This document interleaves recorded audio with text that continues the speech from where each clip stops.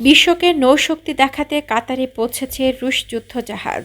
কাতার national convention সেন্টারে 4 থেকে 6 March পর্যন্ত দোহা আন্তর্জাতিক সমুদ্র প্রতিরক্ষা প্রদর্শনী চলবে। এতে অংশ নিতে এরই মধ্যে কাতারি বন্দর হামাদে প্রবেশ করেছে রাশিয়ার প্রশান্ত মহাসাগরীয় নৌবাহরের ফ্রিগেট মার্শাল সাপোশনিকভ। ইন্টারফ্যাক্স জানিয়েছে, রুশ যুদ্ধজাহাজকে স্বাগত জানিয়েছে আয়োজক দেশ কাতার। এ সময় সেখানে উপস্থিত ছিলেন কাতারে নিযুক্ত রুশ দূতাবাসের প্রতিনিধি ও কাতার নৌবাহিনীর কর্মকর্তারা।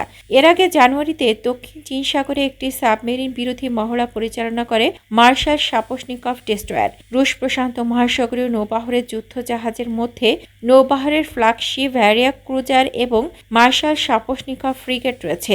এগুলো এশিয়া প্রশান্ত মহাসাগরীয় অঞ্চল সহ দীর্ঘ দূরত্বের যাত্রার মধ্যে রয়েছে।